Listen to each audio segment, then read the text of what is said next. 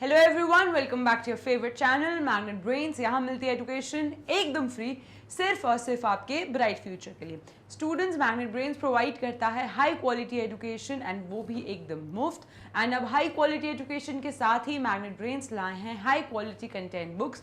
अगर आपको magnet brains के हाई क्वालिटी कंटेंट बुक्स चाहिए तो डिस्क्रिप्शन बॉक्स पे गिवन जो फॉर्म है उसको फिल कीजिए और आप तक आपकी बुक पहुंच जाएगी। सो स्टूडेंट्स, अभी तक हमने देख लिया है अबाउट द फंक्शनल जीनोमिक्स, जिसमें हमने पढ़ा था about microarray technique, about fluorescence in situ hybridisation, और आज हम देखने वाले हैं about proteomics.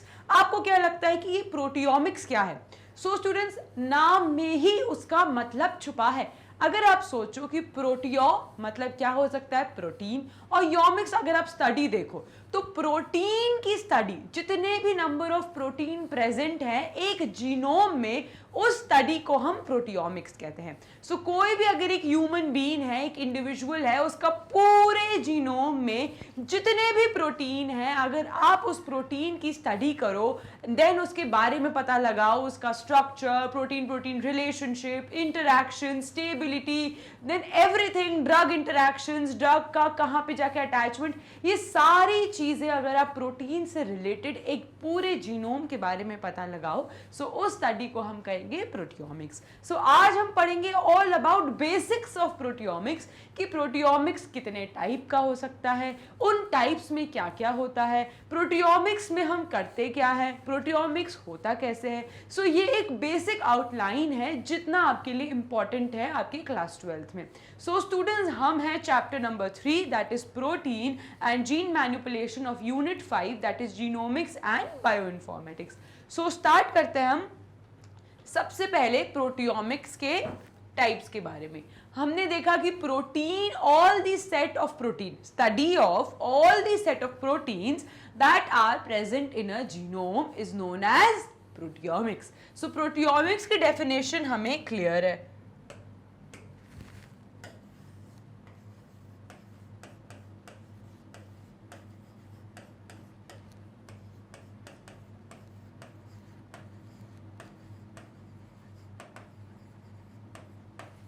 In genome, is that clear my dear students? अब हम देखते हैं उसके टाइप। सो ब्रॉडली अगर मैं देखूं तो प्रोटियोमिक्स बहुत ब्रॉड टर्म में 3 टाइप्स में डिवाइड होता है। सबसे पहले आते हैं एक्सप्रेशन प्रोटियोमिक्स,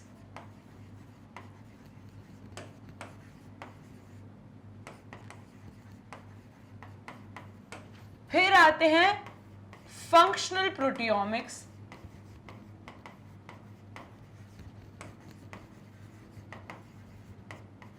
एंड देन आते हैं हमारे स्ट्रक्चरल प्रोटियोमिक्स।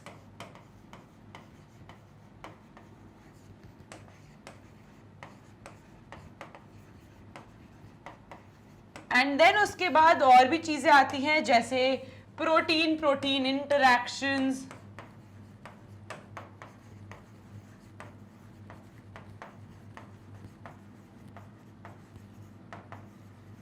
उसके बाद आते हैं हमारे ड्रग इंटरैक्शंस,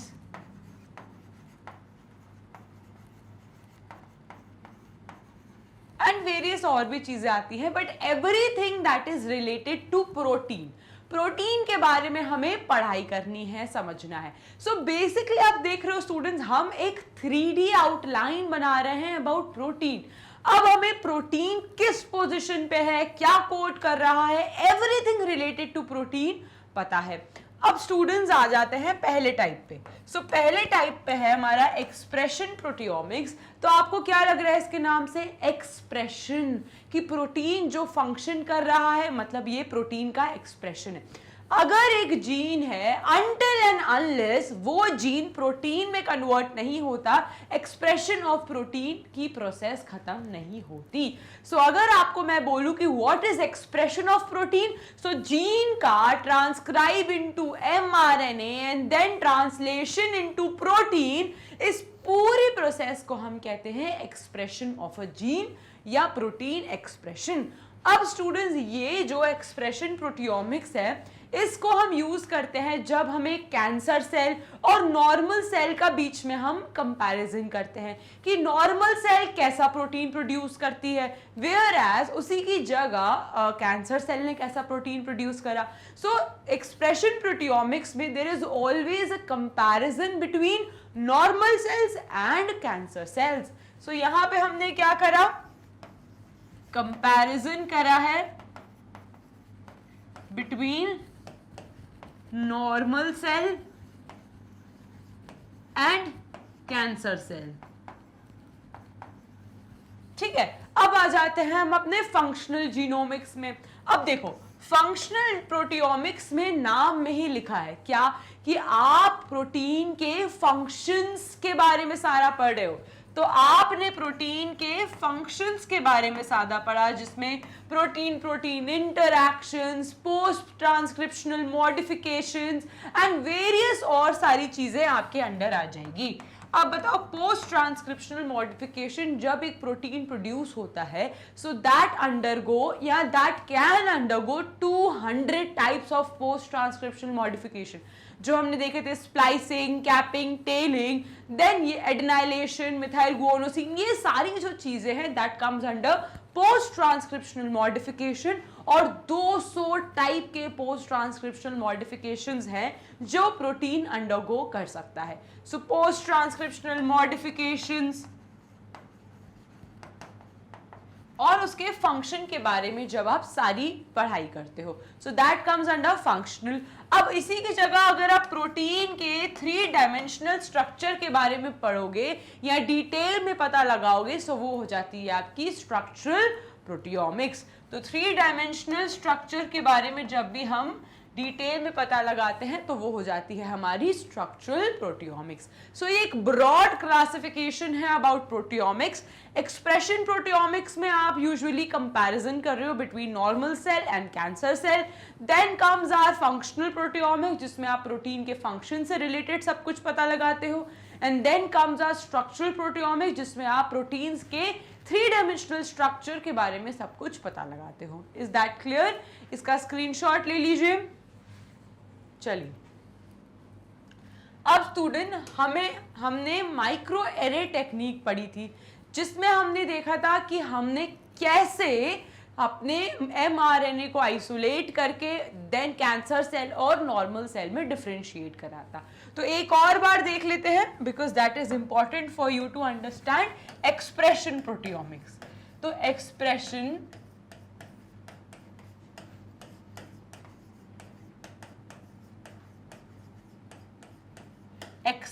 प्रोटियोमिक्स. सो हम देखने जा रहे हैं microarray technique.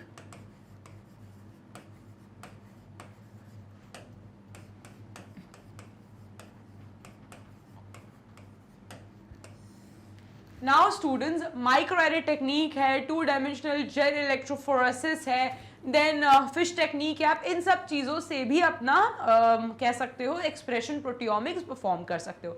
But to broadly understand, to detail में अंडरस्टैंड आपको कराने के लिए मैं आपको माइक्रो एरे टेक्निक का एक ब्रीफ कर रही हूँ.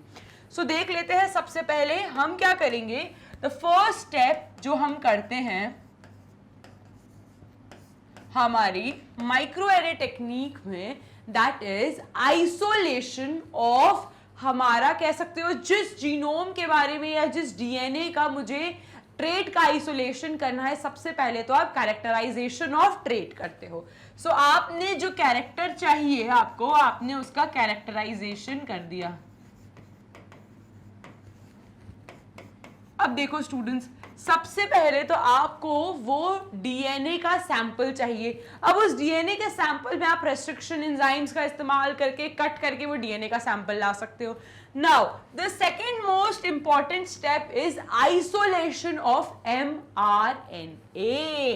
अब आते हैं आइसोलेशन ऑफ mRNA. अब आप मुझे बताओ कि mRNA क्यों चाहिए हमको, बिकॉज स्टूडेंट्स ये जो mRNA है, हमें पता है कि हमारे पास जीन है. चलो एक और समझते हैं एग्जाम्पल से. ये एक क्रोमोसोम है. क्या है ये? एक क्रोमोसोम. और इस क्रोमोसोम पे क्या प्रेजेंट है? मेरा डीएनए. सो ये एक क्रोमोसोम है, इस पे प्रेजेंट मेरा डीएनए है। इसी डीएनए में एक सेगमेंट है जो कोड करता है मेरे ट्रेट्स को, जिसको मैं क्या कहती हूँ, gene. So gene is present on the DNA, या gene is a part of DNA कह दो। सो जीन ऐसा एक पार्ट है डीएनए का जो एक पर्टिकुलर ट्रेट के लिए कैरेक्टराइज करता है। फॉर एग्जाम्पल, अगर मुझे जीन चाहिए ब्लड ग्रुप का, सो मैं क्या करूंगी, ब्लड ग्रुप वाला जीन ले लूंगी। एंड मैंने यहाँ पे अपनी स्टडी में या कैंसर सेल्स को पता लगाने के लिए ब्लड ग्रुप ही लिया है। सो मैं वो जीन लूंगी एंड देन मुझे पता है कि ये जीन कन्वर्ट होगा इनटू mRNA, और फाइनली जब ये mRNA with the help of tRNA finally translate होगा इनटू प्रोटीन। सो हमें पता है कि प्रोटीन उसका एंड प्रोडक्ट है, इसलिए हम क्या लेंगे, mRNA। एंड हमें पता है कि ये जो प्रोटीन है ये ब्लड ग्रुप वाले जीन का ही प्रोटीन का प्रोडक्शन करेगा या ब्लड ग्रुपिंग में ही ट्रेट देगा। सो हमने सबसे पहले mRNA को आइसोलेट करना है। अब स्टूडेंट्स, ये जो mRNA होता है ये कैसा होता है, अनस्टेबल। ये जो mRNA होता है ये कैसा होता है, ये होता है अनस्टेबल। तो आपने जब mRNA आइसोलेट कर दिया, ये तो हो गया अनस्टेबल। अब इसको वापस से स्टेबल फॉर्म में करने के लिए हम इसको किस में ट्रांसलेट कर लेते हैं, into cDNA। And cDNA stands for complementary DNA। तो हमने क्या करा, हमने इस mRNA को कन्वर्ट कर दिया इनटू cDNA जो है हमारा कॉम्प्लीमेंट्री DNA। अब आप मुझे बताओ कि मैं इसे कॉम्प्लीमेंट्री DNA क्यों कह रही हूं, क्योंकि ये जो कॉम्प्लीमेंट्री DNA है इसके सारे न्यूक्लियोसाइड और बेस पेयर सेम है एज आर mRNA। सो दोनों सेम है, इसलिए हमने इसको कॉम्प्लीमेंट्री DNA नाम दिया। सो हमने क्या जनरेट कर दिए, हमने जनरेट कर दिए cDNAs। ठीक है, cDNAs जो बिल्कुल सेम है हमारे mRNA के, उनका सीक्वेंस बिल्कुल सेम है mRNA से। तो हमने क्यों कन्वर्ट करा, जब हमें सेम ही रखना था। हमें सेम इसलिए रखना था क्योंकि हमें स्टेबल फॉर्म चाहिए। ये जो cDNA है ये कैसा हो जाएगा, ये एक स्टेबल फॉर्म है। सो जो कॉम्प्लीमेंट्री DNA है ये है हमारा स्टेबल फॉर्म। अब हमें स्टेबल फॉर्म इसलिए चाहिए क्योंकि जब हम अपनी माइक्रोएरे टेक्निक एक्चुअली में परफॉर्म करेंगे तब ये cDNA डिग्रेड हो जाएंगे, नहीं सॉरी cDNA डिग्रेड नहीं होंगे, वेयर एज ये mRNA डिग्रेड हो जाएंगे। सो हमारा तो पूरी परफॉर्म ही नहीं हो पाएगी टेक्निक, इसलिए हमें एक स्टेबल फॉर्म चाहिए था, इसलिए हमने cDNA को चूज करा। अब हमने कॉम्प्लीमेंट्री DNA में कन्वर्ट कर दिया। अब आती है हमारी मोस्ट इंपॉर्टेंट स्टेप, कहाँ लिखते, चलो अब आती है हमारी मोस्ट इंपॉर्टेंट स्टेप कि हम इसमें फ्लोर्स का एडिशन करते हैं। किसका, so fourth step is addition of fluors. अब ये फ्लोर्स क्या है, फ्लोर्स है हमारे fluorescent dyes. For an example, आपने cDNA लिया, ये सैंपल A है, ठीक है, ये सैंपल B है, ये सैंपल C है। Is that clear. अब आपने सैंपल में अलग अलग कलर के फ्लोर्स डाल दिए। यहां पे आपने रखा रेड, यहां पे आपने रखा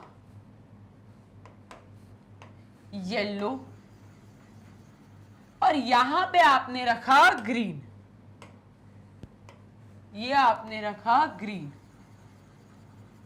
सो आपने अलग अलग कलर के फ्लोर्स ऐड कर दिए, कहां, अपने cDNA में।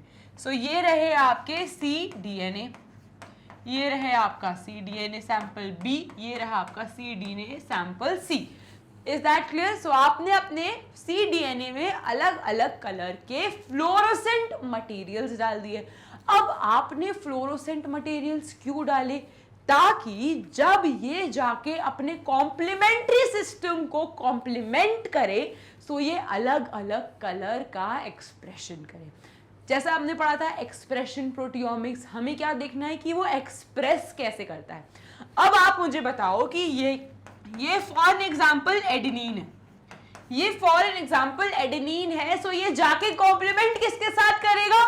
थाइमीन के साथ। फॉर एग्जाम्पल ये ग्वानिन है, तो ये किसके साथ करेगा? साइटोसिन के साथ। क्या साइटोसिन जाके थाइमीन के साथ करेगा? नहीं, GCK-AT के साथ। So we know the complementary based pairing principle, ये जाके अपने वालों के साथ ही कॉम्प्लीमेंट करेंगे। Is that clear? अब देखो, अब यहां पे मैं एक माइक्रो एरे चिप बनाती हूं। सो ये क्या है मेरे माइक्रो एरे चिप। अब इसमें ना मैंने वेल खोदे, क्या खोदे? गड्ढे खोद दिए। ये रहे भैया गड्ढे, ये एक गड्ढा, ये रहे गड्ढे।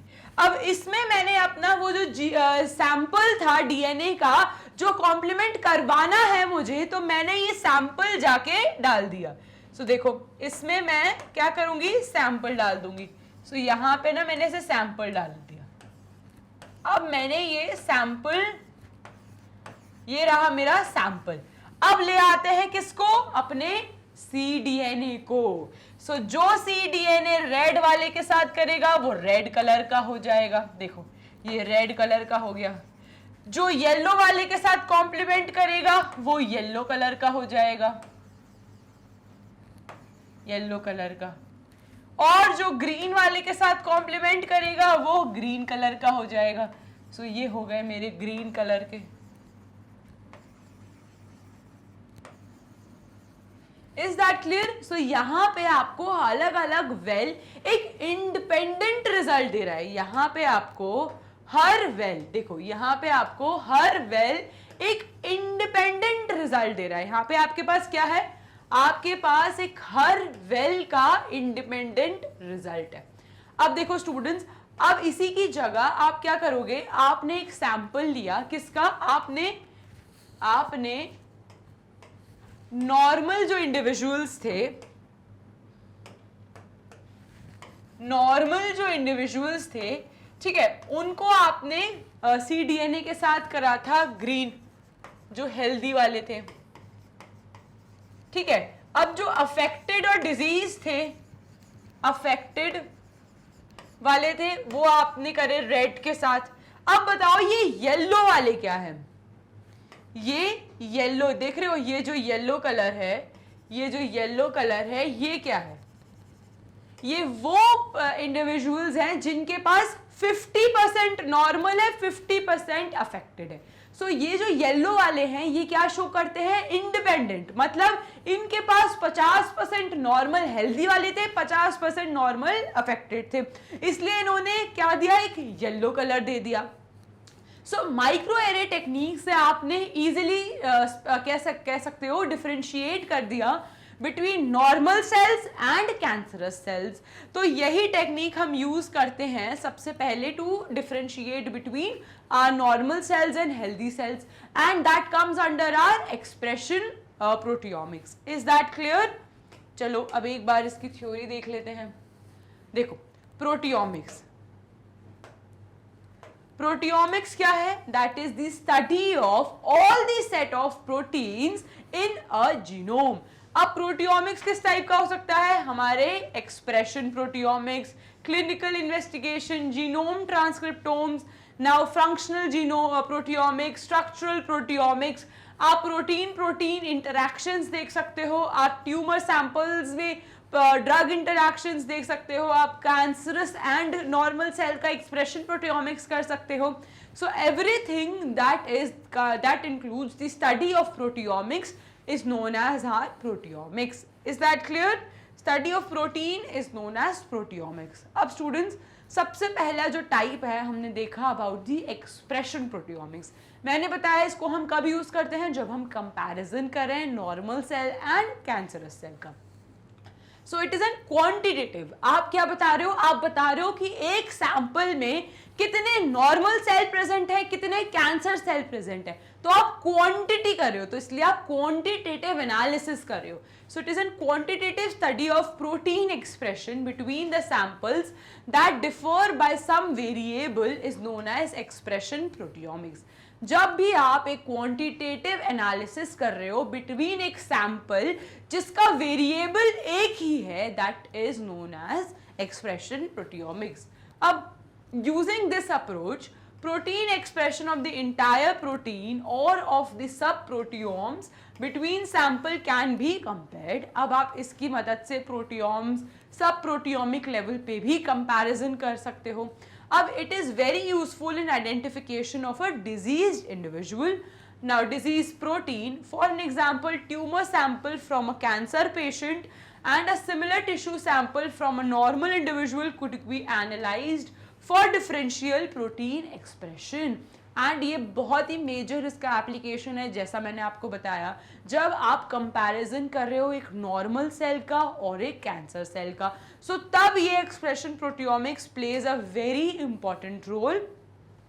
नाउ ये आप माइक्रो एरे टेक्निक से कर सकते हो, ये आप मास स्पेक्ट्रोमेट्री से कर सकते हो, ये आप टू डायमेंशनल जेल इलेक्ट्रोफोरेसिस से कर सकते हो. Then this could be done with the help of microarray technique. मैंने आपको पूरी माइक्रो एरे टेक्निक एक ब्रीफ कर दिया. सो अगर आप पे आए एक्सप्रेशन प्रोटियोमिक्स, तो do tell about microarray technique ताकि आपको ज़्यादा से ज़्यादा मार्क्स मिले. ठीक है. Now this could be compared with the microarray data. हमने देख ही लिया कि हम लास्ट में माइक्रो एरे डेटा को कंपैरिजन करते हैं कि कैसा डिजीज इंडिविजुअल है, कैसा नॉर्मल इंडिविजुअल है. और जो सैंपल्स येलो कलर के हैं, मतलब उनके पास आधा डिजीज का डीएनए था, आधा उनके पास नॉर्मल डीएनए था, तो इसलिए उन्होंने येलो कलर दिया. सो आप ट्यूमर डेवलपमेंट देख सकते हो, इससे देख सकते हो कि उस इंसान में कितने ज़्यादा कैंसरस सेल प्रेजेंट है, मतलब वो ट्यूमर किस लेवल का है, स्टेजिंग कर सकते हो. देन उसका क्योर उसी हिसाब से मैनिपुलेट कर सकते हो आप. नाउ अब आते हैं स्ट्रक्चरल प्रोटियोमिक्स. तो मैंने आपको बताया जब आप एक प्रोटीन के स्ट्रक्चर के बारे में सब कुछ पढ़ रहे हो कि कैसा उसका स्ट्रक्चर है, क्या प्रोटीन इंटरैक्शंस हैं, क्या उसका कह सकते हो, जब हमने पढ़ा था कि जब प्रोटीन है एंड उस प्रोटीन पे एक स्पेसिफिक साइट होते हैं जहां आके सारे एंजाइम्स लगते हैं, देन दे गिव टू एक प्रोटीन एक्सप्रेशन होता है. सो वो सारे एंजाइम इंटरैक्शंस और वो ड्रग जो उस एंजाइम इंटरैक्शन को ब्लॉक करके दूसरा इंटरैक्शन करते हैं, तो everything related to that structure of protein comes under structural proteomics. Now unlike देखो, हमने एक्सप्रेशन प्रोटियोमिक्स में कंपैरिजन करा था between normal cell and cancer cell, लेकिन जब हम प्रोटीन के स्ट्रक्चर के बारे में डिटेल में करते हैं तो that comes under a study which is known as structural proteomics. अब आते हैं structural proteomics are directed to map out the structure and the nature of protein complexes present specifically in a particular cellular organelle. अब वो protein में जो भी एक cellular organelle में प्रेजेंट है, डिटेल में उसकी स्ट्रक्चर की study is our protein structural proteomics. Now the aim is to identify all the protein. अब aim क्या है structural proteomics का? So structural proteomics का aim है to identify all the protein present in an individual. कि जितने भी protein present हैं उनका स्ट्रक्चर से रिलेटेड सारी इंफॉर्मेशन पता लगाना is the main aim of structural proteomics. Now अब ये कैरेक्टराइज भी करता है ऑल द प्रोटीन इंटरैक्शंस जो भी इन प्रोटीन के बीच में हो रहे हैं. Now isolation of a specific subcellular organelle और a protein complexes by purification can also be done assembling the information about the architecture of the cell. अब कोई भी सेल से रिलेटेड उसका कैरेक्टराइजेशन, स्ट्रक्चर, सब कुछ comes under our structural proteomics. अब आते हैं functional proteomics. So as I told you कि जो भी फंक्शन रहते हैं एक प्रोटीन के, we know the simple expression of the gene या प्रोटीन इज, सबसे पहले वो जीन रहता है, देन mRNA में ट्रांसक्राइब होता है एंड देन वो ट्रांसलेट होता है इनटू प्रोटीन. सो उसका जो फंक्शन है, अब वो प्रोटीन तो बन गया. अब प्रोटीन का काम क्या है? मसल में एक्टिन मायोसिन बनाना, स्किन में कोलेजन बनाना, हेयर में केराटिन बनाना, देन ट्रांसपोर्ट कराना, रूबिस को फोटोसिंथेसिस कराता है प्लांट्स में, हमारी बॉडी में पेप्सिन डाइजेशन कराता है, बहुत सारे वेरियस प्रोटीन के फंक्शंस हैं. सो जब हम प्रोटीन के फंक्शंस के बारे में डिटेल में स्टडी करते हैं, so that comes under our functional proteomics. So functional proteomics is a very broad term for many specificities, मतलब बहुत ब्रॉड टर्म है जिसमें हमारे बहुत कुछ अंदर आता है. Like directed proteomics approaches, it can be defined that the use of proteomics methods to analyze the properties of a molecular network involved in a living cells. अब उस प्रोटीन की जितनी भी लिविंग प्रॉपर्टीज हैं एंड जो भी उसके functions हैं, तो मेन एम हमारा क्या हुआ कि आपको, जैसे आपने स्ट्रक्चरल प्रोटियोमिक्स का मेन एम है आपको स्ट्रक्चर के बारे में पता लगाना है, उसी तरीके से फंक्शनल प्रोटियोमिक्स का मेन एम क्या है, आपको सारे प्रोटीन के एक जीनोम में जितने भी प्रोटीन है उसके फंक्शंस के बारे में पता लगाना है. सो अब आप खुद सोचो, अगर आपने एक का एक्सप्रेशन देख लिया प्रोटीन का, आपने प्रोटीन का स्ट्रक्चर देख लिया, आपने प्रोटीन का फंक्शन देख लिया, अगर आपने ये तीनों चीजें देख ली तो आपके पास एक प्रोटीन के बारे में इंटायर 3 डायमेंशनल इंफॉर्मेशन है. So that is the main aim of proteomics कि आपके पास एक 3 डायमेंशनल इमेज होनी चाहिए regarding a protein. That includes expression proteomics, that include genomics, that includes our structural proteomics, that includes our functional proteomics. Now, one of the successes of functional proteomics is the identification and the analysis of protein network involved in the nuclear pore complex. सबसे ज़्यादा जो हमने कह सकते हो अपनी कह सकते हो एक सक्सेस हासिल करी है प्रोटियोमिक्स में, that is nuclear pore network के बारे में सारी इंफॉर्मेशन रिलेटेड सब पता लगाना.